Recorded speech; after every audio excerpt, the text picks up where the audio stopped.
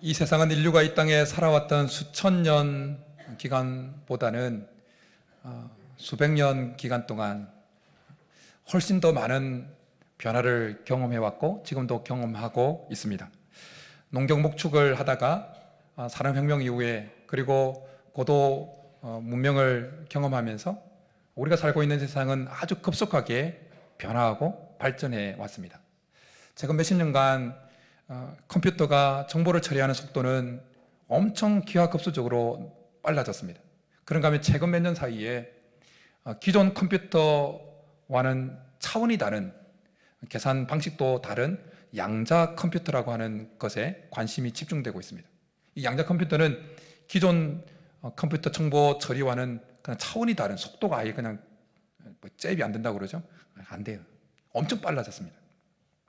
이렇게 세상이 빨라지면서 우리의 몸도, 사람들의 몸도, 사람들의 생활 패턴도 그 속도에 적응해 가고 변해 가고 있습니다.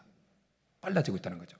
영국의 한 연구기관이 60m 되는 거리를 사람들이 얼마나 빠른 속도로 걷는지를 그 변화되는 속도 변화를 10년간 연구했다는 거예요. 참 대단하죠. 그걸 10년간 연구한다는 게. 어쨌든 그 연구했는데 놀랍게도 사람들의 이 걸음걸이 속도가 10년 사이에 10%나 더 빨라졌다는 겁니다. 우리는 어느 시대보다 더 빨리 우리가 원하는 장소에 도착할 수 있게 되었었습니다. 우리는 어느 시대보다 더 빨리 우리가 원하는 사람과 연락을 취할 수 있고 우리의 의사를 표현할 수 있고 상대방의 이야기를 들을 수가 있게 되었습니다. 그런데 이렇게 속도가 빨라졌다고 해서 사람들 속에 시간이 많아졌냐, 여유가 많아졌냐라는 겁니다. 오히려 속도가 빨라져서 먼저 도착했지만 그 남는 시간은 더 많은 일로 채워져 버렸습니다. 그래서 현대를 살아가는 사람들이 다 이구동성으로 하는 말이 시간이 없다입니다. 시간이 여유가 없다. 우리는 속도를 시대를 살아가면서 속도 때문에 얻는 것도 많이 있지만 그러나 속도 때문에 잃어버린 것도 참 많이 있습니다. 우리가 속도의 시대를 살아가면서 이 속도 때문에 잃어버린 것들 중에 정말 잃어버리면 안 되는 것 중에 잃어버린 것이 하나 있습니다. 그것이 뭐냐면 하나님의 말씀을 묵상하는 것입니다.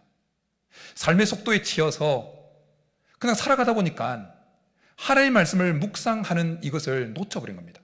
그 묵상할 시간이 없습니다. 속도의 시대에서 빠름이라고 하면 떠오르는 이미지는 뭔가 능력 있고 생산적이고 힘차고 하는 긍정적인 이미지입니다.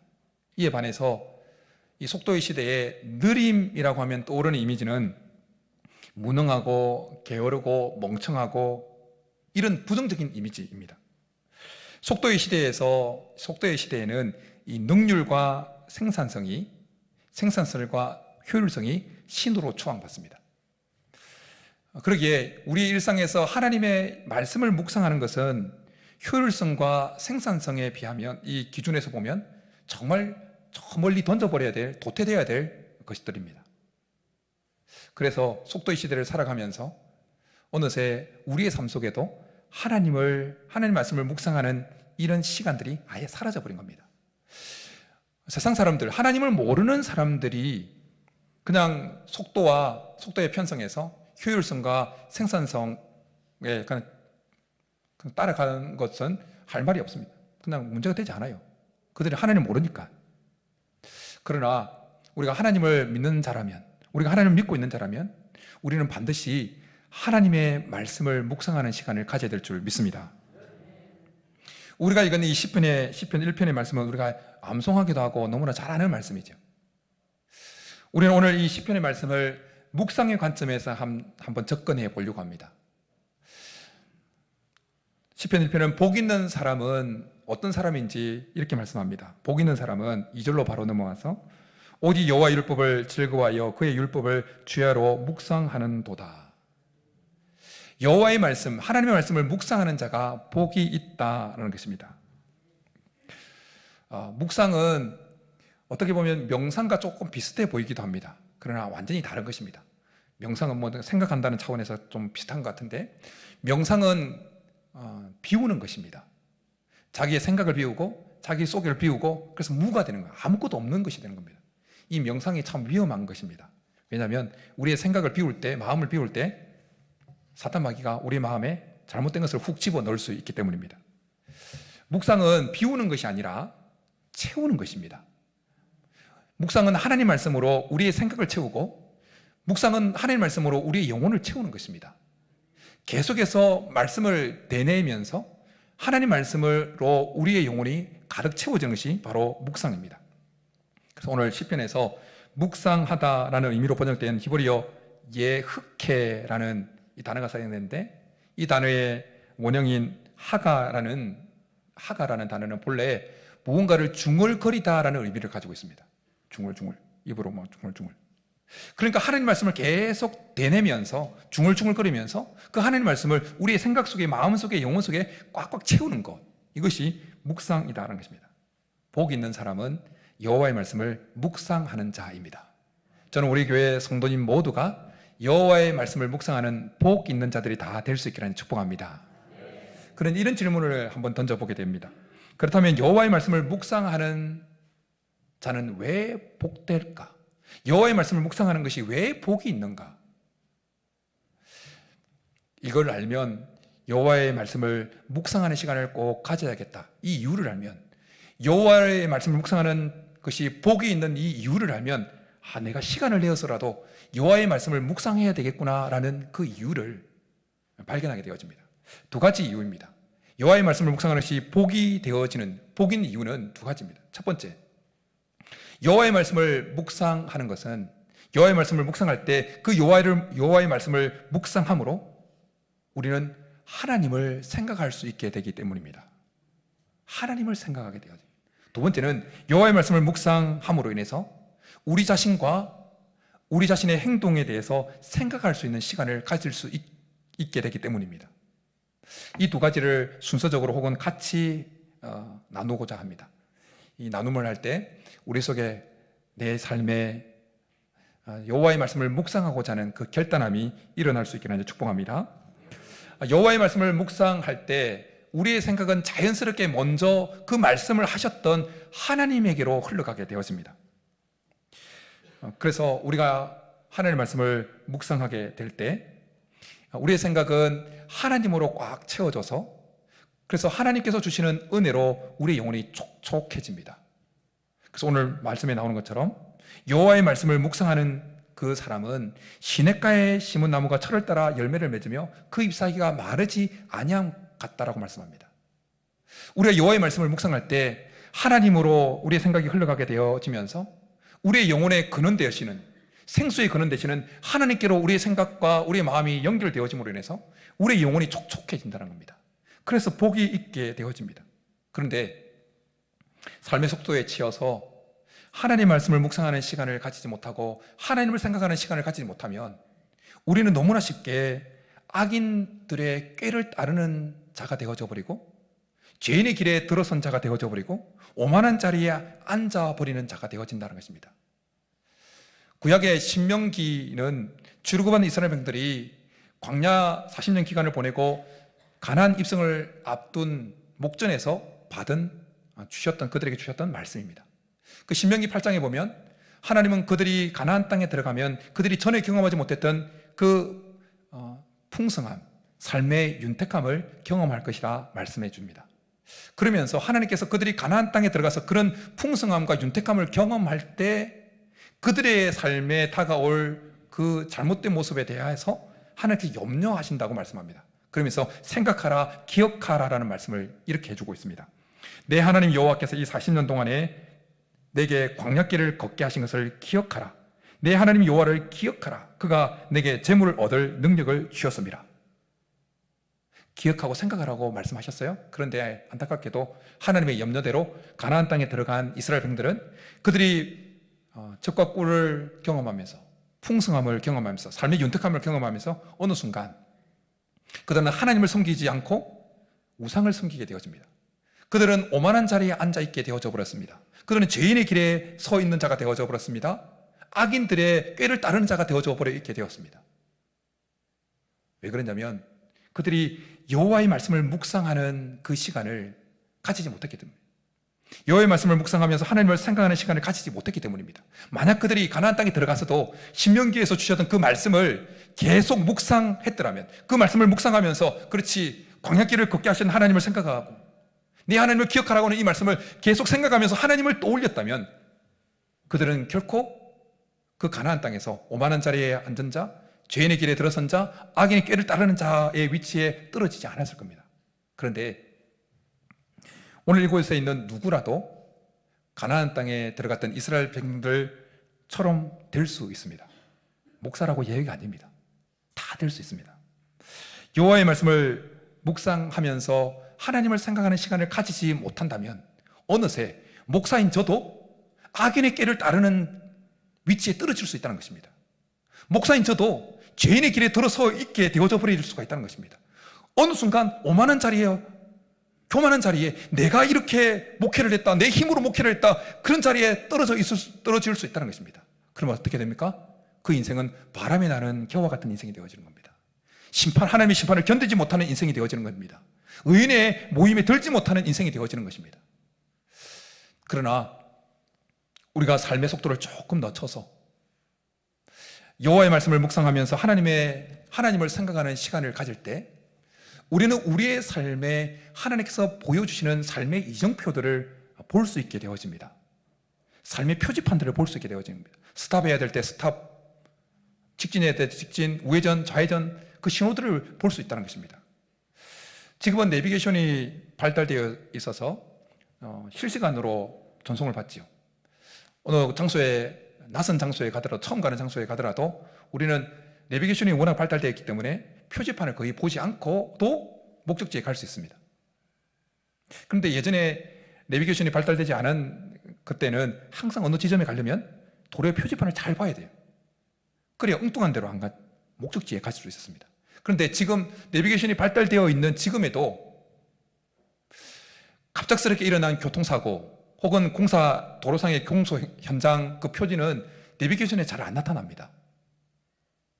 그래서 그걸 잘 봐야 사고가 안 납니다.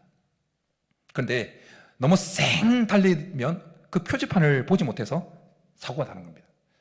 사고 나는 사람들 중에 사고 나고 싶어서 사고 난 사람은 한 사람도 없습니다. 나 오늘 사고 날 거야 그러고 사고 난 사람 한 사람 없다고요. 너무 빠르게 달리다 보니까 그 표지판을 내비게이션에서도 실시간 내비게이션에도 나타나지 않는 그 공사판 현장, 그 급작스럽게 사고 난 그 앞에 있는 그 표지판, 속도를 줄이라고 하는 그 표지판을 미처 발견하지 못해서 사고가 나버리는 겁니다. 선한 목자 되신 하나님은 우리를 푸른 초장 실만한 물가로 인도하시면서 그 실만한 물가로 갈 수 있는 삶의 이정표를 세워놓는 겁니다. 그래서 우리가 악인의 꾀를 따르려고 막 갈 때 그 표지판이 아니야, 그건 아니야. 죄인의 길에 들어서려고 할 때 아니야, 좌회전해. 오만한 자리 어디 좀 앉으려고 할 때 아니야, 거기는 교만한 자리야, 오만한 자들이 앉는 자리야. 표지판이 딱 보이는 거예요. 그럼 거기서 앉지 아니하고 겸손한 자리, 하나님 뜻을 이루는 자리, 그 자리로 유턴해서 돌아가게 되어지는 겁니다. 그런데 삶의 속도에 치여서 효율성과 생산성을 추구하는, 신도로 추앙하는 이 속도의 시대에 편성해서 그냥 무작정 뭔가 달리기 시작하면 하나님께서 우리의 삶에 그 세워놓으신 그 이정표, 표지판들을 볼 수가 없는 겁니다. 그러면 어떻게 됩니까? 사고 나는 거예요. 악인의 꾀를 따르고 싶어서 처음부터 따랐던 사람은 없습니다. 처음부터 죄인의 길에 들어서고 싶어서 들어선 사람은 없습니다. 처음부터 오만한 자리에 들어오고 싶어서 들어선 사람 없습니다. 교통사고 당하고 싶어서 당한 사람 한 사람 없는 것처럼 그런 자리에 가고 싶어서 간 사람, 처음부터 간 사람 없습니다. 너무 삶의 속도에 편성해서 하나님 말씀을 묵상하는 것 없이 내리 달리다 보니까 하나님을 생각하지 못하고 어느 순간 돌아보니까 자기 위치를 생각해보니까 악인의 꾀를 따르고 있는 자리에 떨어져 있는 자신을 발견하게 됩니다. 정신없이 그냥 자기가 원하는 바를 위해서 속도를 높이다가 세상 사람들처럼 칵 따라가다가 어느 순간 하나님 말씀을 묵상하는 시간도 없고 하나님을 생각하는 시간을 가지지 못하니까 어느 순간 죄인의 길에 서로 들어서 있는 자신을 발견하게 되어지는 겁니다. 어느 순간 교만한 자리에 떨어져 있는 오만한 자들과 같이 동석하고 있는 자신을 발견하게 되어진다는 것입니다. 저는 우리 중에 그렇게 되어지는 분이 한 분도 없기를 간절히 축복합니다. 삶의 속도를 조금 늦춰서라도 하나님의 말씀을 묵상하면서 하나님을 깊이 묵상할 수 있기를 축복합니다. 그래서 우리의 삶에 하나님께 주시는 삶의 이정표들, 그 표지판들을 잘 보고 스탑 해야 되겠구나, 좀 더 엑셀트를 밟아야 되겠구나, 우회전을 해야 되겠구나, 유턴을 해야 되겠구나, 삶의 지시를 받고 시냇가에 심은 나무 같은 인생이 될 수 있기를 축복합니다. 여호와의 말씀을 묵상하는 시간을 가지게 되어지면, 계속 가지게 되면 자연스럽게 우리는 그 말씀 앞에 비춰진 우리 자신과 우리가 행하고 있는 이 말과 행동을 비춰보게 되어집니다. 사방이 거울인 그 어떤 방에 오랫동안 서 있으면 어떻게 되겠습니까? 자연스럽게 그 거울에 비친 나의 모습이 눈에 들어오게 되어집니다. 안 봐야지, 안 봐야지. 그러다가 눈 살짝만 떠도 싹 들어오는 것처럼, 우리가 하나님의 말씀을 묵상하는 시간을 계속 가지면 그 말씀은 자연스럽게 우리 자신의 상태와 우리 자신이 말하고 행동하고 또한 행동하려고 했던 그 모든 것들을 비추게 만듭니다. 그래서 수정받게 만드는 겁니다.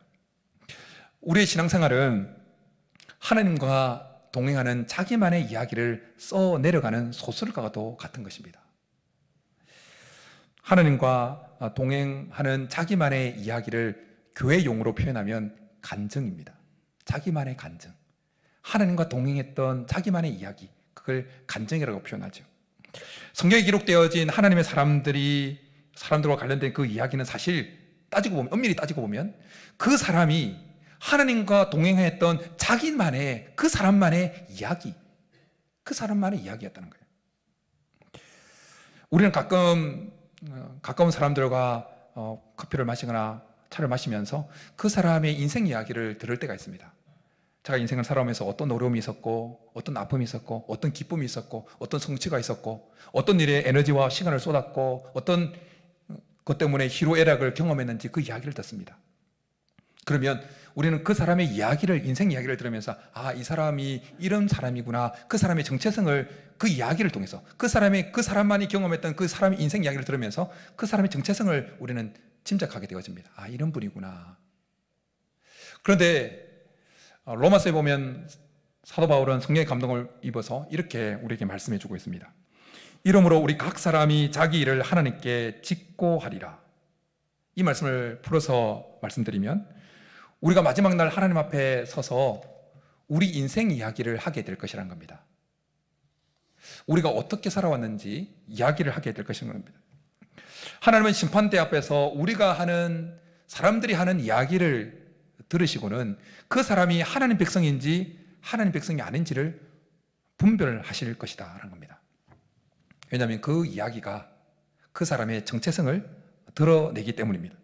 만약 하나님 앞에 서서 우리가 각자 이야기를 말할 때 하나님과 동행했던 자기만의 이야기를 할 거리가 없다, 그러면 아마 그 사람은 하나님 백성으로 여김받지 못할 거예요. 예수님 마태복음 7장에서 마지막 날에 사람들이 하나님의 심판대 앞에 서서 어떤 일이 일어날 것인지에 대해서 이런 말씀을 하고 있습니다. 그날에 많은 사람이 나더러 이르되 주여 주여 우리가 주의 이름으로 선지자 노릇하며 주의 이름으로 귀신을 쫓아내며 주의 이름으로 많은 권능을 행하지 아니하였나이까 하리니, 그때 내가 그들에게 밝히 말하되 내가 너희를 도무지 알지 못하니 불법을 행하는 자들아 내게서 떠나가라 하리라.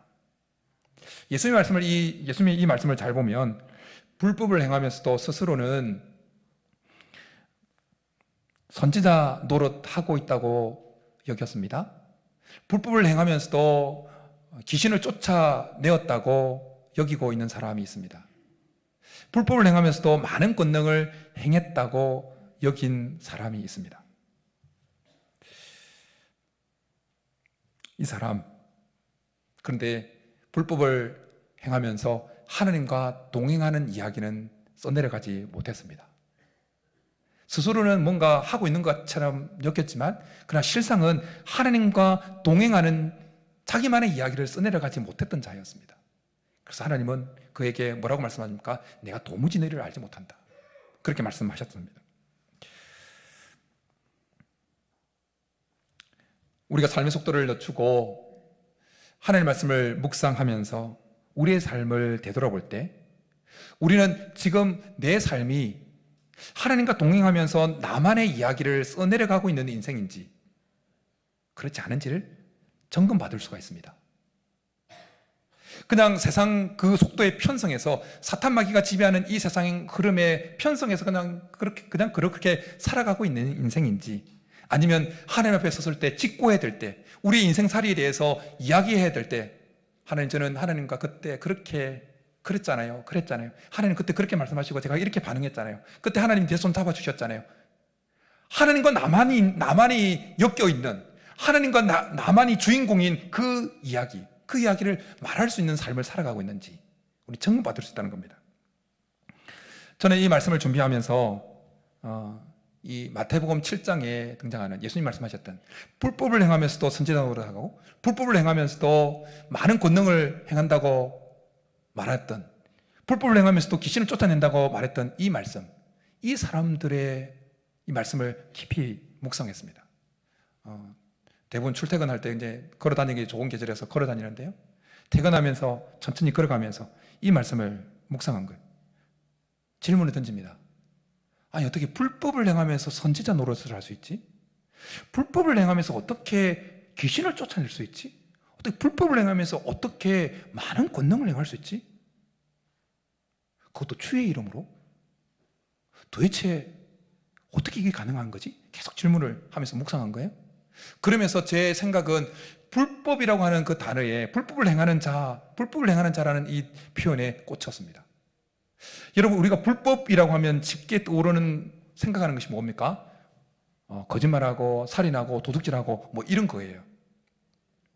그런데 예수님께 말씀하신, 마태복음에서 말씀하신 이 말씀이 포함되어 있는 전체 문맥을 보게 되어지면 예수님께서 말씀하신 그 불법은 단순히 그런 것에 한정되어지지 않는다는 것을 알게 되어집니다. 예수님께서 말씀하신 그 불법은 하나님의 뜻에 어긋나는 그 모든 것은 불법이다라는 겁니다. 그래서 헬라어의 죄를 하말티아라고 그럽니다. 그것을 번역하면 관역에서 빗나가다, 관역에서 벗어나다입니다. 하나님 말씀에서 벗어나서 하는 그 모든 일들은 다 하나님 눈에는 불법이라는 거예요. 불법. 그러기에 여러분, 귀신들도 하나님 말씀을 알고요, 이단들도 하나님 말씀을 사용합니다. 그리고 우리 가까이 있는, 옆에 있는 신앙촌 있지 않습니까? 신앙촌을 세운 사람이 누구입니까? 잘 모르십니까? 예, 박태선 장로. 예. 그 사람이 타락하기 전에 많은 권능을 행했습니다. 하나님의 말씀도 전했습니다. 근데 그는 불법을 행하는 자였습니다. 자기 뜻대로 자기 만족을 위해서 그렇게 했습니다. 그가 하나님 앞에 섰을 때 이런 말을 하지 않겠습니까? 제가 주의 이름으로 선지자 노릇을 했습니다. 제가 주의 이름으로 귀신을 쫓아내었습니다. 제가 주의 이름으로 많은 권능을 행했습니다. 박태선 씨가 이런 하나님 앞에 항변하지 않겠습니까? 그때 하나님께서 박태선 씨에게 뭐라고 말씀하시겠습니까? 불법을 행하는 자들아, 행한 자야, 나에게서 떠나가라. 내가 너를 도무지 알지 못한다. 그렇게 말씀하셨을 거예요. 천국 심판대 앞에 섰을 때. 자기의 삶을, 하나님의 말씀을 묵상하면서 자기의 지금 현재 상태와 자기의 행동을 생각해보는 시간을 가지지 못하면 우리는 어느 순간 불법을 행하는 자에 있게 되어진다는 겁니다. 하나님 뜻과 영 아닌 자기 만족과 자기 고집을 피우면서 나아가고 있는 자리에 떨어져 버릴 수 있다는 것입니다. 오늘 표현대로 하면 악인의 꾀를 따르는 자의 위치에 떨어질 수 있고, 죄인의 길에 들어선 자가 될 수도 있고, 오만한 자에 떨어질 수 있다는 것입니다. 예수님께서 베드로의 신앙 고백을 들으시고 비로소 자신의 고난 받으심과 십자가의 죽음을 말씀하셨습니다. 그러니까 베드로가 어떻게 반응했다고요? 예수님을 붙들고 항변합니다. 그런 일이 있을 수는 없습니다. 그때 예수님이 베드로에게 뭐라고 말씀하셨습니까? 사탄아, 내 뒤로 물러가라. 너는 나를 넘어지게 하는 자로다. 내가 하나님의 일을 생각하지 않냐고? 사람의 일을 생각하는도다. 만약 베드로가 예수님께서 자기의 십자가 고난과 죽음에 대해서 말씀하셨던 것을 묵상하면서 자기가 행동해야 될 그 행동에 대해서 한 번 더 생각해 보는 시간을 가졌다면 사탄으로 전락되어지는 이런 어리석은 일이 발생했겠습니까? 전혀 그렇지 않았을 거예요. 그러나 그 시간을 가지지 못하니까 사탄으로 전락해버리는 겁니다. 제가 말씀을 준비하면서 마태복음 이 7장 좀 깊이 묵상했는데요. 불법을 행하면서도 선지자 노릇하고, 불법을 행하면서도 귀신을 쫓아냈다고 말하고, 불법을 행하면서도 많은 권능을 행했다고 하는 이 말씀, 이 사람들, 이 말씀이 가장 우선적으로 적용되기 쉬운 대상은 바로 목사인 나구나라는 생각이었습니다. 목사인 나구나. 그래서 제 삶을 한 번 더, 제 행동을, 제 목회의 모습들을 한 번 더 되돌아보는 시간이었습니다. 우리는 하나님의 말씀을 묵상하면서 우리의 삶의 행동을 되돌아보는, 내 행동이 지금 잘 가고 있나? 하나님 뜻대로 잘 가고 있나? 생각해 보는 시간을 가져야 될 줄 믿습니다. 그래야 복 있는 자가 될 수가 있습니다. 20세기 대표적인 기독교 지성으로 일컬어지는 C.S. 루이스라는 분을 여러분을 한 번씩 들어보셨을까요?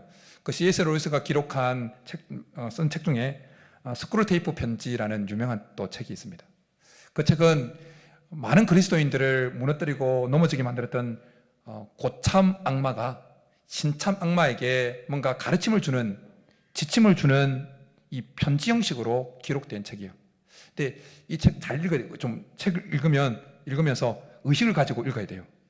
아니면 사탄의 지령을 받아서 넘어가는 거예요. 읽다 보면 막 헷갈려요. 이게 하나님, 정신 바짝 차리고 읽어야 되는 책이긴 해요. 그래서 의식을, 아주 좋은 책입니다. 일독을 권합니다. 근데 이 글 중에 고참 악마가 신참 악마에게 보내는 글 중에 이런 글이 있습니다. 지침이 나옵니다. 세상 사람들을 전형적으로 사악한 사람들로 만들지 말라. 그러면 의인이 분기탱천에서 일어난다. 의분이 막 일으켜서 막 이렇게 일어난다는 거예요. 어떤 악인을 많이 만드는 게 제일 유리한가 따져보아라. 선인처럼 보이는 악인을 많이 생산해서 사회 요소에 배치해라. 그런데 어리석게도 그 신참 악마가 이렇게 대답을 합니다. 대장님, 어제 크게 성공을 거두었습니다. 제가 한 명의 신자를 완전히 녹다운 시켜 누가 보더라도 완벽한 악인으로 타락시켰습니다. 그래서 고참 악마가 이렇게 또 대답을 합니다. 이놈아, 그것이 바로 우리 사탄이 빠져서는 절대로 안 될 악한 시험이란다. 좀 의식을 가지고 이 책 읽어야 되겠다는 생각 들죠? 고참 악마가 하는 말이 뭡니까? 누가 봐도 악인이다, 저 사람은 죄인이다라고 여기는 상태의 그런 악인들을 만드는 것이 아니라, 누가 봐도 저 사람은 의인이구나 라고 보이지만 실상은 악인인 그런 사람을 많이 만드는 게 사탄 마귀의 전략이라는 겁니다.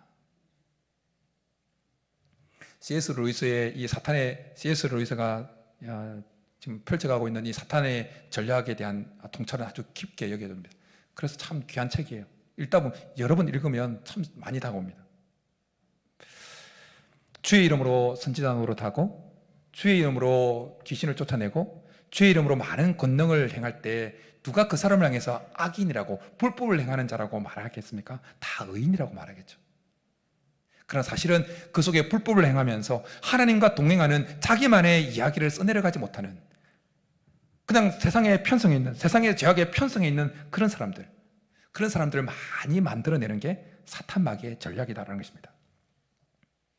우리가 이렇게 되지 않기 위해서는 우리 삶의 속도를 조금 낮춰서 하나님의 말씀을 묵상하면서 하나님을 생각하고 우리 자신과 우리 자신의 그 삶의 행동에 대해서 생각하는 시간을 가져야 된다는 것입니다. 그럴 때 우리는 악인의 길을 따르지 아니하고 죄인의 길에 서지 아니하고 오만한 자리에 앉지 않게 되어지는 겁니다. 말씀을, 시간을 좀 더 내서 말씀을 묵상하면서 하나님을 생각하고 우리 자신의 행동을 깊이 생각할 때 우리는 시냇가에 심은 나무가처럼 그렇게 될 줄 믿습니다. 이런 은혜가 우리 모두 있기를 주님으로 축복합니다. 이 시간 우리 말씀 생각하면서 하나님은 너를 만드신 분, 우리를 향한 하나님의 마음을 오늘 이 또 찬양을 통해서 한 번 더 느낄 수 있기를 바랍니다.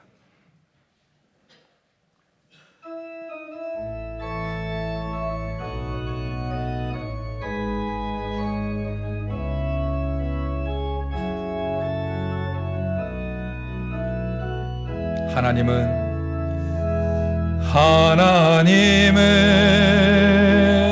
너를 만드신 분, 너를 가장 많이 알고 계시며, 하나님은 너를 만드신 분, 너를 가장 많이 이해하신단다. 하나님은 너를 지키시는 분, 너를 절대 포기하지 않으며, 하나님은 너를 지키시는 분, 너를 잊지 않고 지켜. 2절 고백합니다. 하나님은 너를 원하시는 분, 하나님은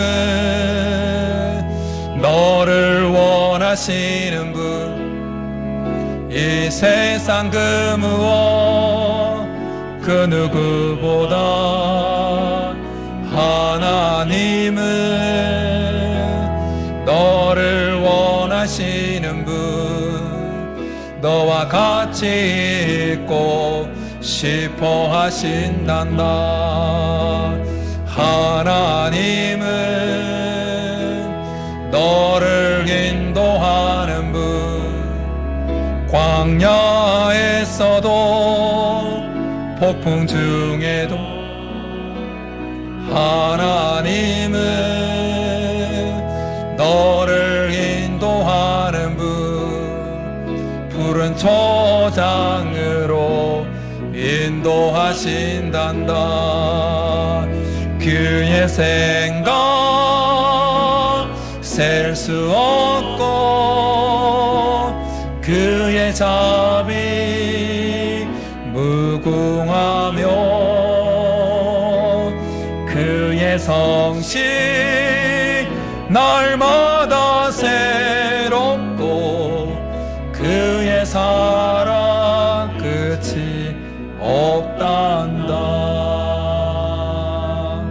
이제 우리 말씀 생각하면서 같이 기도해 나가겠습니다. 하나님, 정신없이 생산성과 효율성을 신으로 추앙하는 이 세상 속도의 편성에서 정신없이 살아가는 자가 아니라 삶의 속도를 조금 늦춰서라도 하나님 말씀을 묵상하면서 하나님을 묵상하고 우리 자신의 행동을 묵상하고 되돌아보면서 악인들의 길을 따르는 자가 아니라, 죄인들의 길에 서 있는 자가 아니라, 오만한 자리에 앉은 자가 아니라, 시냇가에 심은 나무처럼 철을 따라 열매를 맺고 잎사귀가 마르지 않는 하나님의 복 주시는 그 인생, 하나님의 보여주시는 그 이정표를 따라서 결국 시냇가로, 하나님께 주시는 그 시냇가로 인도함을 받는, 푸른 초장으로 인도함 받는 인생이 되게 도와달라고 우리 말씀 생각하면서 주여 부르며 기도하며 나가겠습니다. 주여, 살아계신 하나님, 속도의 시대를 살아가고 있는 우리들, 정신없이 생산성과 효율성을 신으로 충하는 이 시대의 속도 시대의 편성에서 정신없이 살아가는 자들이 아니라 삶의 속도를 조금 늦춰서라도 하나님의 말씀을 묵상하면서 하나님을 생각하고 우리 자신의 행동을 생각해서 하나님, 악인들의 길을 따르지 아니하고 죄인들의 길에 서지 아니하고 오만한 자들의 자리에 앉지 아니하는 자들이 되게 하시고, 오히려 하나님을 즐거워하고 하나님 기뻐하시고 겸손하고 하나님 복 주시는 시냇가와 같은, 시냇가에 심겨진 나무와 같은 인생들, 푸른 초장 쉴만한 물가로 인도하시는 그 하나님의 이정표를 보고 그 길로 따라가는 복된 인생들을 되도록 주께서 은혜를 베풀어 주옵소서. 그래요, 묵상하는 복된 자들이 다 되게 도와주옵소서. 은혜를 베풀어 주옵소서.